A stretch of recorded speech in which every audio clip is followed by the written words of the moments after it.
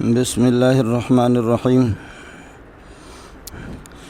نحمدہ ونصلی ونسلم علی رسولہ الکریم اما بعد فاعوذ باللہ من الشیطان الرجیم بسم اللہ الرحمن الرحیم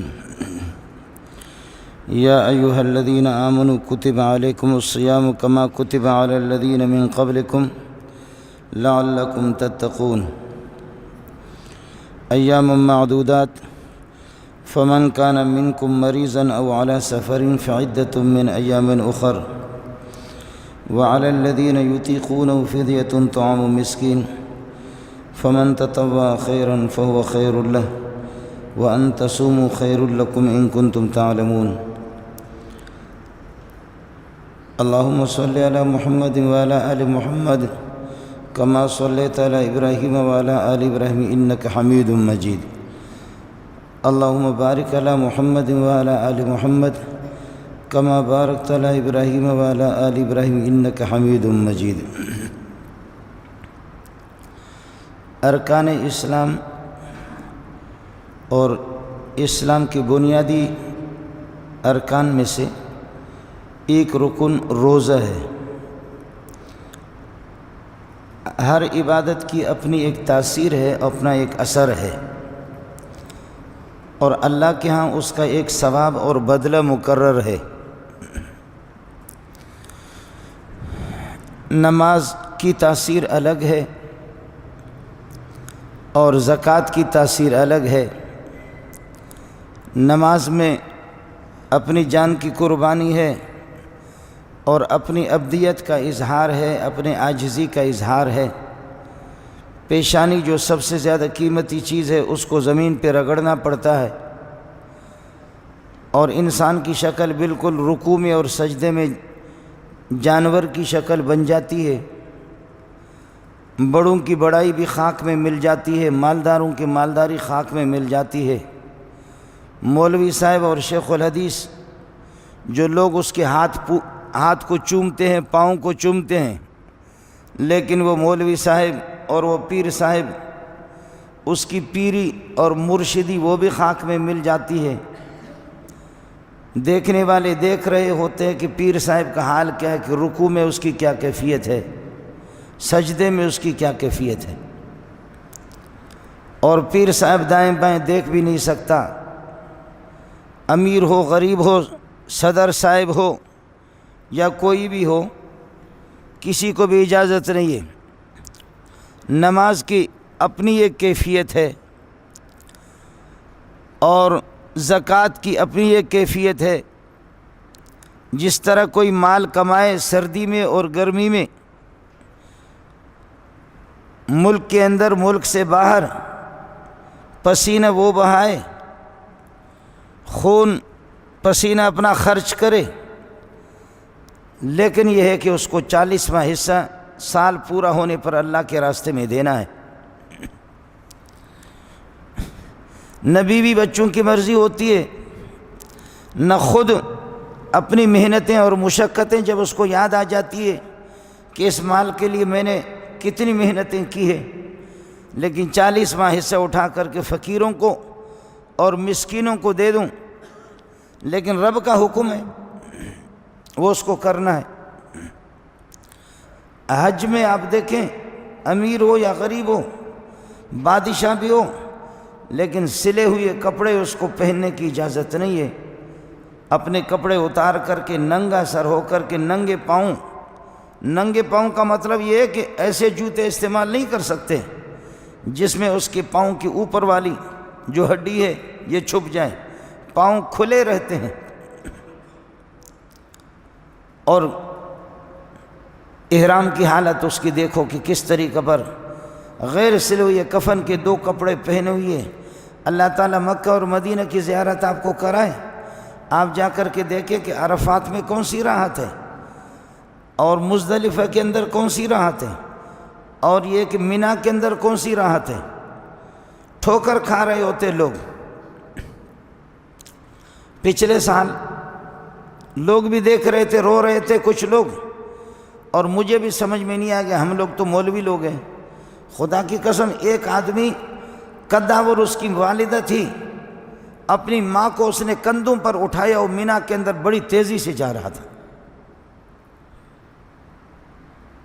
ویل چیئر پہ تو لے جاتے ہیں آدمی، دھکا تو دیتے ہیں، لیکن یہ ہے کہ ایک آدمی اتنی قداور، بعض خواتین کمزور قسم کی ہوتی ہے، وہ چیز بھی نہیں تھی، وہ خاتون ایسے جسیم قسم کی خاتون اور قداور خاتون، لیکن بیٹا بھی ایسا تھا، وہ بھی طاقتور۔ چلو اگر میں اپنی ماں کو کندھے پر رکھ کر کے یہاں سے اس کلاس تک لے جاؤں، آگے جو بلڈنگ ہے اس بلڈنگ تک لے جاؤں، لیکن یہ ظالم کا بچہ یہ تلبیہ پہ پڑھ رہا تھا اور بڑی خوشی سے والدہ اس کے کندھوں پر سوار تھی۔ نہ کرے، تھکاوٹ کے آثار تو سوال ہی نہیں ہے، محسوس ہی نہیں ہو رہے تھے۔ جہاں حرارت ایمانی موجود ہو، جہاں والدین کی عظمت کا علم ہو اور والدین کی قدر کا علم ہو، جہاں رب کے حکم بھی ہو، تو پھر ایسی صورت میں طاقت کو کرنا کیا ہے؟ طاقت تو تھی لیکن کوئی تھکاوٹ کے آثار محسوس ہی نہیں ہوتے تھے اس بندے پر۔ بڑی خوشی کے ساتھ دوڑ لگا رہا اور جا رہا ہے، تلبیہ بھی پڑھتا جا رہا ہے اور والدہ اس کے کندھے پر ہے۔ ہم بھی مولوی لوگ میرے جیسے نالائق دیکھ کر کے حیران ہو گئے کہ ربا اس کا سوال ہی نہیں ہے کہ ہم اپنی ماں کو یہاں سے ادھر تک اٹھائیں۔ ہماری تقریریں تو اچھی ہوتی ہے، تقریر رٹے لگا کے لوگوں کو تو بتاتے ہیں، کہنے کو تو سب کچھ آسان ہے لیکن کرنے کو بہت مشکل ہے۔ حج کا اپنا ایک مسئلہ ہے، ننگے سر ہو کر کے آدمی کی ساری عزتیں خاک میں مل جاتی ہے، کپڑے بھی نہیں ہے، عزت کا عبدیت کہتے ذلت کو، ہم عبد ہے اور وہ معبود ہے، ہم عبد ہے اور وہ معبود ہے، تو عبدیت کے لیے رہا کیا ہے؟ اپنی ساری عزت خاک میں ملانا ہے، رب کے سامنے کوئی سر نہیں اٹھا سکتا۔ ہماری بدبختی ہے کہ اپنے بھائیوں کے سامنے ہم تو بڑے بھتو خان بنے رہتے ہیں لیکن اللہ کے سامنے نہیں۔ یہی حال ہے روزے کا۔ اللہ اکبر۔ ہر عبادت میں، نماز میں بتایا جا رہا کہ ہاتھ باندھو، رکوع میں جاؤ، سجدے میں جاؤ، تجھے اندازہ ہو جائے 5 وقت تک کہ تو عبد ہے، تو معبود نہیں ہے۔ یہ جو گندم ہے نا، گندم بہت گرم ہے، یہ مچھلی گرم ہے، یہ انڈے گرم ہے، بعض چیزیں کھا کر کے آدمی پھر یہ کہ اپنے شلوار میں نہیں رہتا، اپنے کپڑوں سے باہر نکل جاتا ہے۔ یہ جو بہت سے خوراک ہیں نا، یہ پیپسی ہے، 7 اپ ہے، یہ جو فروٹ مروٹ ہے جو ہم لوگ کھاتے ہیں نا، تو پھر آدمی اپنے کپڑوں سے باہر نکل جاتا ہے۔ تو میرا رب 5 وقت آپ کو بتاتا ہے کپڑوں کے اندر رہا کرو۔ تیری فٹ پہاڑ کی نہیں ہے، تیری قد وہ پہاڑ کی نہیں ہے، آپ کی قد جو ہے نا وہ 5-6 فٹ کی ہے۔ انک لن تخرق الارض ولن تبلغ الجبال طولا، تو کھینچ لے اپنے آپ کو، تو ربڑ تو نہیں ہے کھینچ کر کے تو پہاڑ تک پہنچے گا۔ تیری ہڈیاں اور گوشت ہے نا، تو پاؤں اٹھا کر کے زمین کو مار لے، جس زمین پر پوری کائنات چل رہی ہے، پہاڑ اس پہ رکھے ہوئے، وہ زمین برداشت کر رہی ہے، تیرے جو ہے نا 70-80 کلو والے وزن کو اٹھا کر کے پاؤں مار لے۔ انک لن تخرق الارض، تو زمین کو چیرے گا نہیں، پھاڑے گا نہیں، مار لے قدم جمع کر کے۔ ولن تبلغ الجبال طولا، گردن اپنے اونچی کر لے، تو پہاڑ تک پہنچ سکتا ہے۔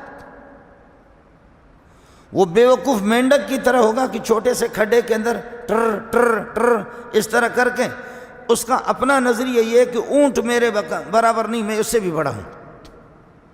مینڈک بننے کی کوشش نہ کر، انسان بن۔ زکوٰۃ کی اپنی ایک تاثیر ہے، حج کی اپنی تاثیر ہے، نماز کی اپنی ایک تاثیر ہے، لیکن روزے کی اپنی تاثیر ہے۔ آپ کو حیرت ہوگی، حدیث میں آتا ہے، رسول پاک صلی اللہ علیہ وسلم نے فرمایا کہ حق تعالی شانہ فرماتے ہیں الصوم لی وانا اجزی بہ، الصوم لی، روزہ میرا ہے، میں اللہ اس کا بدلہ خود دیتا ہوں۔ تو کیا زکوٰۃ تیری نہیں ہے؟ یا اللہ حج تیرا نہیں ہے؟ نماز تیری نہیں ہے؟ تلاوتیں ذکر و اذکار تیری نہیں ہے؟ ساری عبادات کے درمیان سے روزے کو اٹھا کر کے فرماتے ہیں الصوم لی، روزہ خالص میرا ہے۔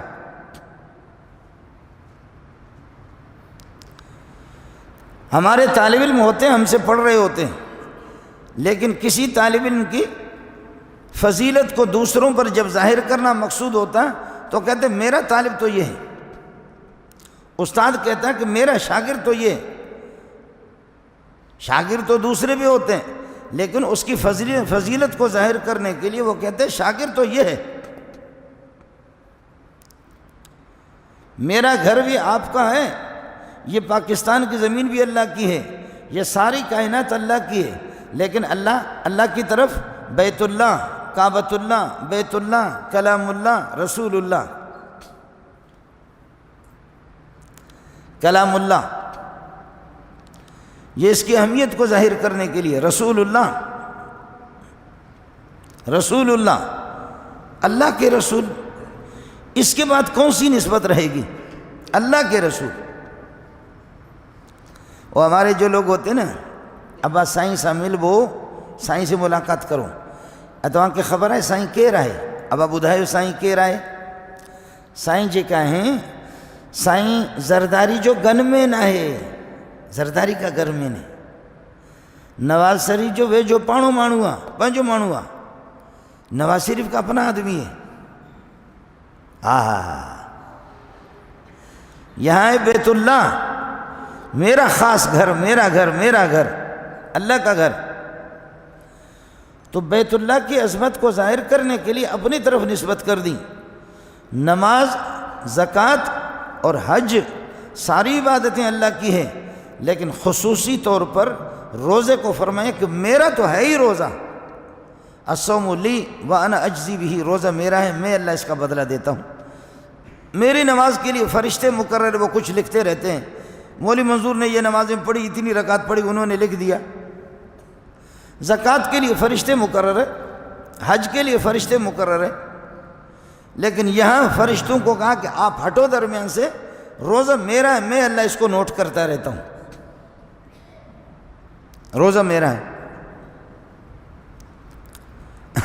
ظاہر ہے کہ شیخ الحدیث صاحب، مولوی صاحب پنکھوں کے نیچے روزہ رکھتا ہے، اور وہ ایک مزدور پٹھان غریب اور وہ بلوچ یا وہ کوئی سندھی 4 6 بلاک اپنے پشت پہ رکھ کر کے نیچے والی منزل سے چھٹی منزل پہ لے جاتا ہے، یا وہ لوگ جو بھیلچوں سے اٹھا کر کے بڑے بڑے ڈمپروں کو مٹی سے بھر دیتے، اس گرمی کے اندر بھیلچوں سے وہ ٹرکوں کو بھر دیتے ہیں، اور وہ لوگ جو بڑی بڑی بوریاں اپنی پشت پر اٹھا کر کے اس گرمی میں یہاں سے جائے گا، اور اللہ آپ کا بھلا کر پٹے پہ چڑھ کر کے گاڑی کے اندر رکھ لے گا۔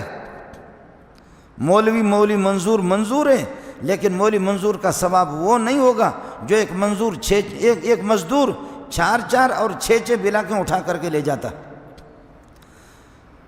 میرے رب کے ہاں اندھیر نہیں ہے، اللہ کے ہاں تاریکی نہیں ہے، اللہ کے ہاں غفلت نہیں ہے، اللہ کے ہاں جہالت نہیں ہے۔ اندھیر نگری چوپٹ راجہ، جو ہماری کالی حکومتیں ہوتی ہیں، اندھی حکومتیں، اندھیر نگری چوپٹ راجہ، یہ حکومت اللہ کی نہیں ہے۔ وہاں پیر صاحب کے روزے کا وہ ثواب نہیں ملے گا جو اس مزدور کو ملتا ہے۔ پیر صاحب جتنی بھی تقریر کرے، پیر صاحب کی جیسی بھی تقریر اچھی ہو وہ کر لے، اور اس کی ٹوپی اور اس کی پگڑی، اس سے کوئی فرق نہیں پڑے گا۔ میرا رب اس مزدور کو جتنا دے گا کہ جو حلال کمائی کر کے 400 روپے 600 روپے اس کی دہاڑی ہے، اس 400 600 کے لیے یہ بھیلچے اٹھا کر کے شدید گرمیوں میں،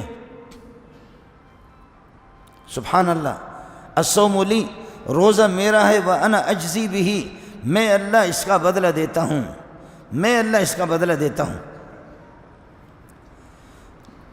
نماز کا وقت آتا ہے، ہمارے چہرے بجھ جاتے ہیں۔ زکوٰۃ کا مسئلہ جب آ جاتا ہے، فقیر لینے کے لیے آتا ہے، تو پھر اس طریقے پر کر کے ادا کر رہا ہے، فرض دے رہا ہے فقیر کو۔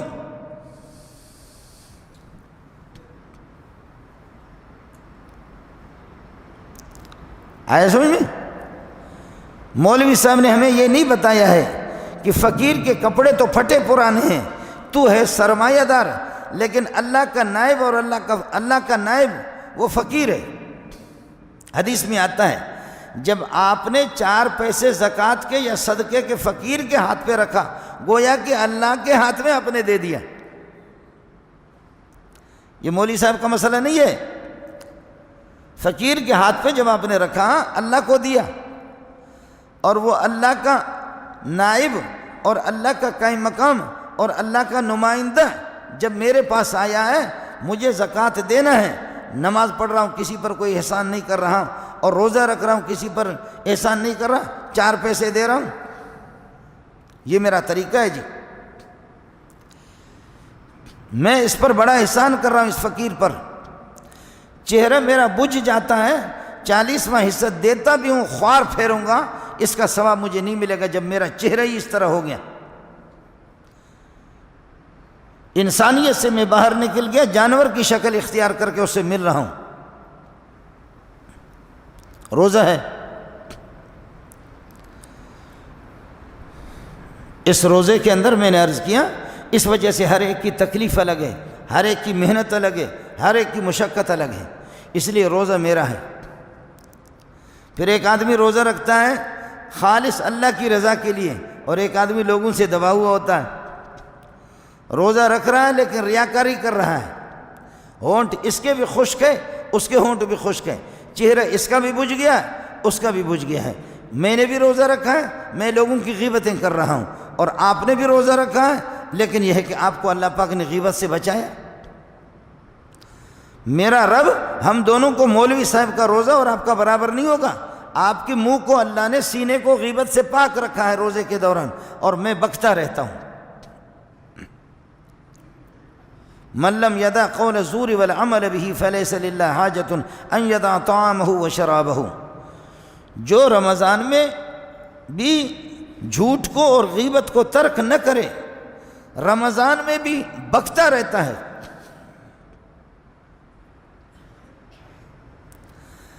حافظ ابن قیم رحمۃ اللہ علیہ بات سمجھانے کے لیے کہتے ہیں کہ مقابلہ ہوا منہ کا اور وہ پاخانے والی جگہ کا، مقد کا، دونوں کا مقابلہ ہوا۔ منہ نے کہا کہ میں اچھا ہوں، پاخانہ والی جگہ نے کہا کہ میں اچھا ہوں۔ نام تو نہیں لیتا، حافظ صاحب نے روضۃ المحبین میں لکھا ہے، منہ کہتا ہے کہ میں اچھا ہوں، اور وہ گند والی جگہ کہتی ہے کہ میں اچھی ہوں۔ وہ کس طرح؟ تو پھر دونوں کے جب دلائل پیش ہوتے ہیں تو وہ گند والی جگہ جس سے گند نکلتا ہے وہ کہتا ہے کہ میں تجھ سے اس لیے اچھا ہوں کہ میں غیبت تو نہیں کر رہا، میں کسی کو گالی تو نہیں دے رہا، میں کسی کو ستا تو نہیں رہا۔ اگر گند نکلتا بھی ہے دھونے سے پاکی تو حاصل ہو جاتی ہے، لیکن تو ایسا گندا ہے کہ لوگوں کی غیبتیں کر کر کے۔ یہ حافظ صاحب کی بات سمجھانے کا انداز ہے۔ اس رمضان میں بھوک کو بھی برداشت کر رہا ہوں، پیاس کی تکلیف کو برداشت کر رہا ہوں، نڈھال ہو چکا ہوں، لیکن اس کے باوجود میرے منہ پہ کوئی کنٹرول نہیں ہے، اسی طرح بکتا رہتا ہوں، اسی طرح غیبتیں کرتا رہتا ہوں۔ تو پھر ہوا کیا؟ ادھر سے ایئر کنڈیشن لگائی آپ نے کمرے کے اندر، اور وہ دھڑا دھڑ ایئر کنڈیشن چالو ہے، لیکن کوئی ٹھنڈک حاصل نہیں ہوگا جب کھڑکیاں کھلی رہیں گی۔ جب کھڑکیاں کھلی رہیں گی اور دروازے کھلے رہیں گے تو اس ایئر کنڈیشن کا ہائی لیول پر آپ اس کو تیز کر دیں، لیکن اس سے کوئی ٹھنڈک حاصل نہیں ہوگی آپ کو۔ ادھر بھوک کی تکلیف برداشت کر رہا ہوں اور پیاس کی تکلیف برداشت کر رہا ہوں، اور ادھر میرا اس قسم کا بدبخت ہوں کہ ادھر سے پھر دروازے کھلے ہوئے، غیبت بھی کر رہا ہوں اور اللہ کو بلکہ حرام خوری بھی کر رہا ہوں۔ تو پھر اس تکلیف کا، اس روزے کا مجھے ثواب کیا ملے گا؟ ساتھی بڑی خوشی کے ساتھ، بڑی عقیدت کے ساتھ رمضان کا استقبال کر لیں، بڑی خوشی کے ساتھ اور بڑی عقیدت کے ساتھ۔ اور کوئی پتہ نہیں ہے، آج آپ بھی یہاں موجود ہیں، میں بھی یہاں موجود ہوں، ہو سکتا ہے کہ اگلے رمضان کو آپ میں سے بہت سے پیارے چہرے مجھے نظر نہ آ جائیں، یا مولوی صاحب تقریر سنانے والا آپ کو نظر نہ آ جائے۔ مولوی لوگوں کو بتاتے ظالم ہو، مولوی لوگ بتاتے ہو ظالم ہو سکتا ہے کہ اگلے سال ہم میں سے بہت سے لوگ موجود نہیں ہوں گے۔ یہ مولوی اللہ کا منشی ہے، یہ لکھتا رہے گا کہ اگلے سال تک کون، اگلے رمضان تک موجود ہے کون۔ مولوی کو خود مرنا نہیں ہے۔ ہماری تقریر تو ہوتی ہے نا کہ دیکھیں کہ اگلے سال کون موجود ہوگا، لیکن میں عرض کر رہا ہوں کہ اگلے سال یہ ہوگا کہ ہو سکتا ہے کہ آپ کے بہت سے مبارک چہرے مجھے نہ ملے اور وہ زمین میں گئے ہوں، اور یہ ہو سکتا ہے کہ یہ نالائق ملا جو آپ کو نصیحت کر رہا ہے یہ خود بھی موجود نہ ہو۔ عقل مند انسان، عقل مند وہ ہے جو ماضی پر بھی نہیں روتا۔ میرے اختیار میں جو کل جمعرات کا دن گزر چکا ہے وہ میرے اختیار میں نہیں ہے، بدھ کا دن گزر چکا ہے اس کو میں نہیں لا سکتا، منگل گزر چکا ہے اس کو میں نہیں لا سکتا، منگل کے اعمال کو واپس کر نہیں سکتا، اور پیر جو مجھ سے گزر چکا وہ نہیں ہو سکتا، رجب کا مہینہ گزر چکا اس کو میں واپس نہیں کر سکتا۔ عقل مند آدمی ماضی کو کوئی دہرا نہیں سکتا، ماضی تیرے اختیار میں نہیں ہے، اور کل کا جو ہفتے کا دن آ رہا ہے وہ بھی تیرے اور میرے اختیار میں نہیں ہے۔ نہ تو ہفتہ کو جلد آج ہفتہ لا کر کے مجھے دکھا دے۔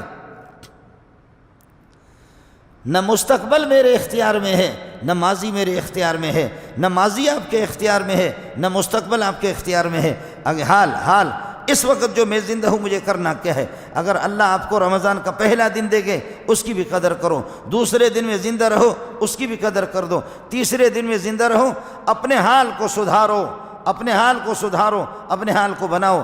ماضی تیرے اختیار میں نہیں، مستقبل میرے اور آپ کے اختیار میں نہیں، یہ کسی کے اختیار میں نہیں۔ یہی عقل مندی ہے۔ جو کچھ بن پاتا ہے، آپ کو میں عجیب بات بتاؤں، سبحان اللہ، ہم لوگ عبرت حاصل کرنے والے نہیں ہیں۔ اس آسمان کو دیکھتے رہو، کب تک دیکھو گے؟ یہ خوبصورت آسمان بھی دیکھو، ان درختوں کو بھی دیکھو، اور اپنی بلڈنگوں کو دیکھو، اور اس دن بھی ہوگا کہ میری اور آپ کی آنکھیں بند ہو جائیں گے، شاید یہ آسمان نظر نہ آ جائے۔ دیکھو اپنے بچوں کو گھور گھور کر کے دیکھو، بیوی کو دیکھو، لیکن ان کا دیکھنا اور ان کے ساتھ گپ شپ لگانا وہ مجھے اور آپ کو کام نہیں دے گی۔ جب آنکھیں بند ہو جائیں گے ان سے نظر ٹل جائے گی، جب آنکھیں بند ہو جائیں گی وہ غائب ہو جائیں گے، جب آنکھیں بند ہو جائیں گی یہ آسمان نظر نہیں آئے گا، کوئی بھی نہیں۔ جب آنکھیں بند ہو جائیں گی پراپرٹی میرے پاس نہیں آئے گی، جب آنکھیں بند ہو جائیں گی کوئی بھی نہیں آئے گا، جب آنکھیں بند ہو جائیں گی صرف یہ آئے گا میرے ساتھ، یہ صرف میرے ساتھ آئے گا، میرے اور آپ کے ساتھ یہ آئے گا۔ صرف روزے آئیں گے، زکوٰۃ آئے گی، حج آئے گا، نماز آئے گی۔ تو ایسا دوست پکڑ لو جو یہاں بھی تیرا دوست، قبر میں بھی تیرا دوست، محمد کی مجلس میں بھی تیرا دوست۔ دوست اس قسم کے اختیار کر لو، ایسے بے وفا دوستوں کو نہ لوکو۔ میں نے آپ کو بتایا کہ سکندر ذوالقرنین نے پوری دنیا کی حکومت کی۔ ہمارے یہ جو حضرات ہوتے ہیں نا، جیسے کہ نواب شاہ والا ہمارا ہے، میں نواب شاہ میں گیا ہوں، ہوتے نواب شاہ میں ماروں انہیں کی گاڑی ڈیندا ہی، نواب شاہ میں بھی کوئی اس کو ماننے کے لیے تیار نہیں ہے۔ اور ایک ہمارا اللہ آپ کا بھلا کرے وہ لاہور کا ہے، میں لاہور میں گیا ہوں، وہ منڈیا اس کو ایسے سناتے ہیں کہ توبہ توبہ، اس لاہور میں بھی بہت سے منڈے ہیں، ادھر لاہور میں بھی مکمل ان کی حکومت نہیں ہے۔ اور ایک اب تو میاں والی کا آ گیا، وہ میاں والی میں جب ہم گئے، میں گیا ہوں کئی دفعہ میاں والی میں، وہ میاں والی بھی اس کو گالی دیتے، میاں والی والے، آپ کو بات سمجھ میں آ گئی؟ وہی اس کے گھر والے بھی، قرب و جوار والے بھی، وہ بھی لعنتیں بھیجتے ہیں۔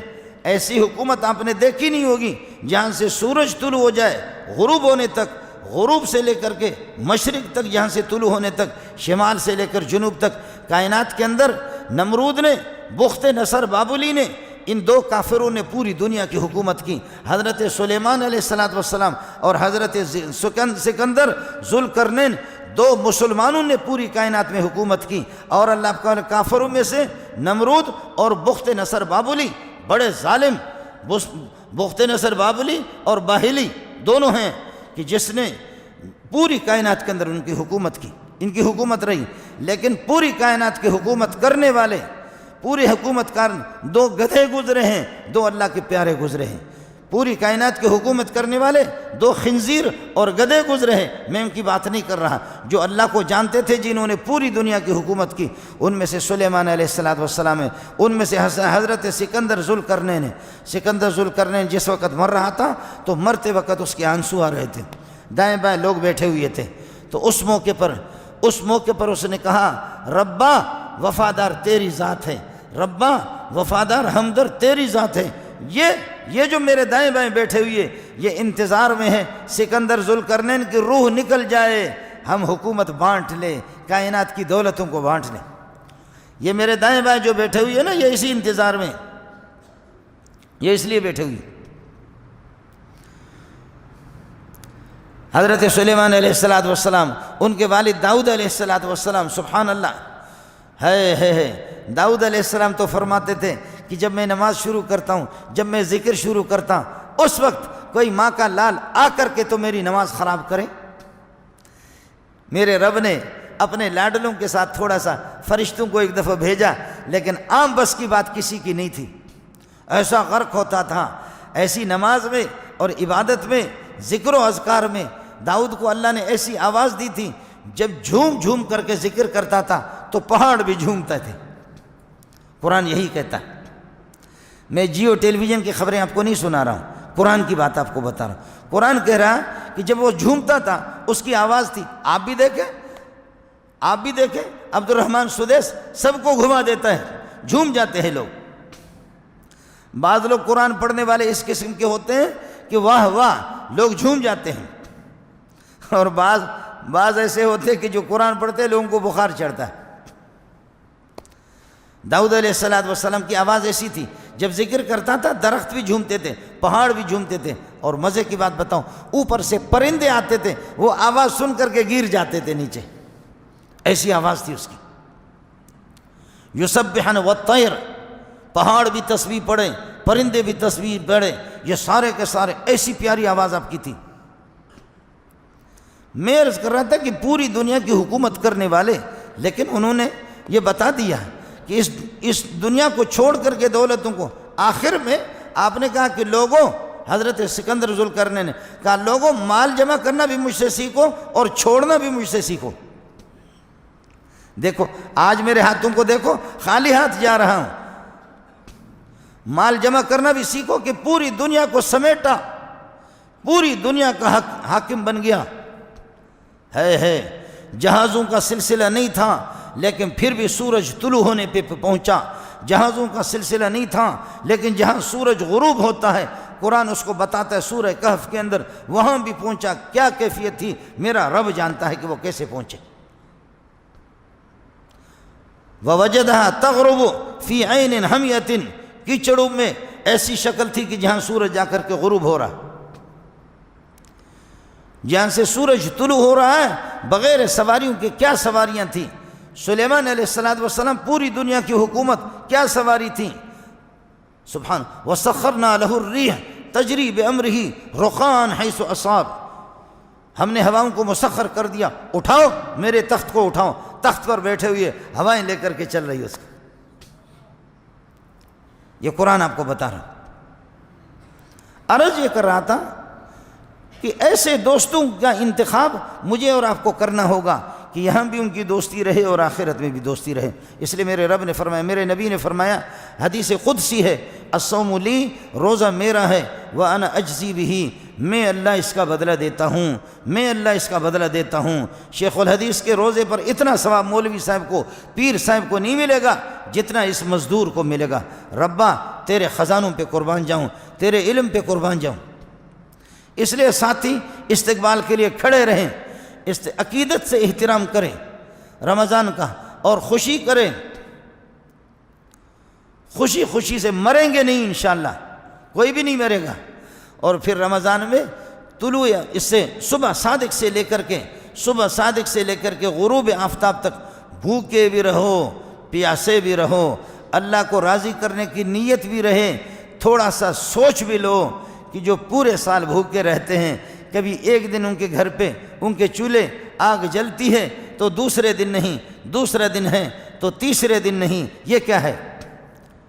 یا ایھا الناس قد اظلکم شہر عظیم، لوگوں رحمتوں کے سایہ ڈال کر کے ایک مہینہ آ رہا ہے۔ فرمایا کہ شعبان کے آخری دن میں، اب شعبان کے آخری دن ہے، آج 27 ہے، شعبان کے آخری دنوں میں خطبنا رسول اللہ صلی اللہ علیہ وسلم، حضرت نے خطبہ ارشاد فرمایا یا ایھا الناس قد اظلکم شہر عظیم مبارک، لوگوں عظمتوں والا مہینہ آ گیا، رحمتیں تم پر ڈال رہا ہے، شہر مبارک برکت والا مہینہ ہے، شہر فیہ لیلۃ خیر من الف شہر، ایک رات اس کے اندر 1000 مہینوں سے بھی بہتر ہے، جو 82-83 سال بنتے ہیں، شہر فیہ لیلۃ خیر من الف شہر۔ فرمایا کہ شہر ایک ایسا مہینہ ہے جعل اللہ صیامہ فریضۃ وقیام لیلہ تطوعا، رات کے اللہ تعالیٰ نے اس کے دن کے روزے کو فرض قرار دیا، اور رات کے تراویحوں کو اور نوافل کو اللہ نے باعث ثواب کا ذریعہ ان کو بنا دیا ہے۔ تراویحوں کا اہتمام کرے، تراویحوں کا اہتمام کرے،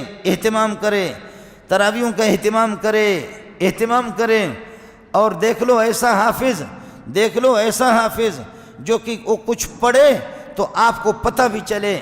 ذالک الکتاب لا ریب فیہ ھدی للمتقین الذین یؤمنون بالغیب ویقیمون الصلاۃ ومما رزقناہم ینفقون۔ کچھ تو پتہ چلے، ایسا بلوچ، ایسا پٹھان، ایسا سندھی، ایسا مہاجر حافظ منتخب نہ کرو، اللہ اکبر، اللہ اکبر، اس حافظ پہ بھی لعنتیں برستی ہے، پیچھے پڑھنے والے بھی اسی طرح۔ تم اس طرح رب کے ساتھ، آپ مجھ سے پوچھو تو صحیح کہ کون ہو، تو میں کہوں منظور احمد والد نے قوم شیخ زید سنگھ کے رہنے والے بلوچستان سے آئے ہیں، وہاں پر رہتے منگل قوم لیکن لگا آپ کو پتہ نہیں، آپ نے کبھی دیکھا، ہمارے قوم کو نہیں دیکھا، تو آپ کہیں گے تو آپ تو مذاق کر رہے ہیں ہم پر۔ میں نے بتا دیا کہ میں منظور احمد والد نیک محمد والد حاجی جمعہ خان، اس طرح اگر میں بولوں تو آپ کہیں گے کہ مولوی صاحب تیرا دماغ ٹھیک ہے؟ یہ کوئی طریقہ ہے بتانے کا؟ آپ سمجھ رہے ہیں نہیں سمجھ رہے؟ آپ کو کچھ سمجھ میں آ گیا کہ میں نے کیا کہا؟ منظور احمد والد نیک محمد والد حاجی جمعہ خان کو میں شیخ زر سنگھ کے رہنے والے خزار کو وہاں پر مستقل رہتا ہوں، لیکن کبھی آپ نے نہیں دیکھا، ہمارے قوم کو نہیں نکال، اللہ اکبر۔ آپ کو مسئلہ سمجھ میں آ گیا کہ میں نے کتنی خبریں سنائیں، مینگل قوم کی تاریخ آپ کو بتا دی، لیکن آپ کو معلوم نہیں ہے یہ مذاق ہے ظالم قسم کے۔ بعض بوڑھے اور تلاش کرتے، یہ ہمارے بلوچ لوگ اور پٹھان لوگ کہتے واجہ حافظ نے ایف16 ہے، وجہ حافظ صاحب نے اشرا حافظ گشک نبی، اس کو حافظ نہ کہو، یہ مزن ایف16 ہے، وہ بھی بغیرت ہے، اور پیچھے پڑھنے والے بھی بدبخت ہیں، وہ بھی پرلے درجے کا، پتہ نہیں اس نے کس مدرسے میں پڑھا، اس کے اساتذہ کیسے منحوس ہوں گے، وہ کس بغیرت کاری نے اس کو پڑھایا۔ اتنا قرآن کے ساتھ مذاق، تو نہ پڑھو نا، ضرورت کیا ہے؟ میں خود بھی نالائق ہوں، لیکن سلیم اللہ چلا گیا، میں تیز پڑھتا تھا، سبحان اللہ، میں نے 30 سال نماز پڑھائی، تیز پڑھتا تھا، بلاتے تھے مجھے، کہتے ہیں کہ پڑھانا ہے انسان بن کر کے پڑھاؤ، نہیں تو دفع ہو جاؤ۔ آج سلیم اللہ نہیں رہا، آج سلیم اللہ بھی نہیں رہا جو لوگ قرآن پڑھتے تھے۔ سلیم اللہ جھومتا تھا، روتا تھا۔ آج مولانا بنوری نہیں رہا، آج وہ قرآن سننے والے لوگ نہیں رہے۔ آج محمد صلی اللہ علیہ وسلم اور ابو بکر بھی نہیں رہے جو ٹھہر ٹھہر کر کے قرآن پڑھتے تھے، تو میرا نبی بھی روتا تھا صلی اللہ علیہ وسلم۔ آپ کے آنسو بھی آتے تھے جو شاگرد ٹھہر ٹھہر کر کے جو آپ کو قرآن سناتے تھے۔ میرے نبی مبارک آنکھوں سے موتیوں کی طرح اس طریقے پر آنسو آ رہے، اس قسم کا حافظ نہیں، دفع کر دو اس کو۔ بالکل یہ مذاق ہے، بالکل یہ مذاق ہے۔ فرمایا جعل اللہ صیامہ فریضۃ، اللہ نے اس کے روزوں کو فرض قرار دیا ہے، فرض، اور فرض قرض مرض کبھی بھی نہیں چھوڑو ان کو، فرض چھوڑو نہیں تباہی ہو جائے گی، قرض چھوڑو نہیں تباہی ہو جائے گی، مرض کا علاج کرو ورنہ تباہی آ جائے گی۔ فرض مرض قرض یہ چھوڑنے کی چیزیں نہیں ہیں۔ وقیام لیلہ تطوعا، اور رات کی تراویحوں کو ثواب کا باعث بنا دیا، ثواب ہی ثواب، ثواب ہی ثواب۔ من تقرب فی بخصلۃ کان کمن ادى فریضۃ فیما سواہ، ایک چھوٹی سی نیکی کرے گا، کوئی نفل کا اہتمام کرے گا تو عام دنوں میں جو فرض کا ثواب ملتا ہے یہاں آپ کو فرض کا ثواب ملے گا، معمولی نفلی نیکی سے، نفل 2 رکعتوں سے فرض کا ثواب ملے گا۔ ومن ادى فریضۃ کان کمن ادى 70 فریضۃ فیما سواہ، جو ایک فرض ادا کرے گا رمضان میں 70 فرضوں کا ثواب ملے گا۔ لیکن کپڑے والے یہ کرتے ہیں کہ جو 10 روپے کے ہوتے ہیں، اللہ آپ کا بھلا کرے، 70 والی چیز کو اور 100 والے کے 700 میں بیچتے ہیں۔ لوگ مجبور ہے عید کے لیے ان کو کچھ کرنا ہے، یہ کیا طریقہ ہے؟ رمضان کی عظمتوں کو دیکھ کر کے آپ اپنے جائز پرافٹ اور جائز منافع آپ لے سکتے ہیں، اس طریقہ پر تو دوسروں کے مجبوری سے فائدہ اٹھا کر کے ظالم 10 روپے کی چیز 150 میں دیتا ہے۔ مفتی اس کو ناجائز نہیں کہے گا، لیکن وہ اس کو پتہ ہے سب کچھ کہ تو کیا کر رہا ہے۔ من تقرب فی بخصلۃ کان کمن ادى فریضۃ فیما سواہ، ایک نفلی عبادت کا ثواب فرض کا آپ کو ملے گا۔ ومن ادى فریضۃ کان کمن ادى فریضۃ کمن ادى 70 فریضۃ فیما سواہ، ایک فرض ادا کرے گا 70 فرضوں کا اس کو ثواب ملے گا۔ وهو شہر الصبر والصبر ثوابہ الجنہ، صبر صبر صبر، کھانے پہ صبر، پینے سے صبر، غیبت سے صبر، روکنا، صبر کا معنی روکنا، بریک لگاؤ، بریک لگانا بھی سیکھ لو، بریک لگانا بھی سیکھ لو۔ ہم نے تو بخاری میں پڑھا ہے، حضرت عمر غصہ ہو گیا کسی کے پٹائی کے لیے، غصہ ہو گیا، اٹھ گیا عمر جیسا پہلوان۔ عمر، ایک صحابی نے بتا دیا، عمر، قرآن کہتا خذ العفو، معاف کر دو، معاف کر دو، خذ العفو، معاف کر دو۔ کہتے عمر پیچھے ہٹ گیا، وکان وقفا لکتاب اللہ، عمر بریک اپنا فوراً بریک لگایا، بریک لگایا۔ یہ صبر کا مہینہ ہے۔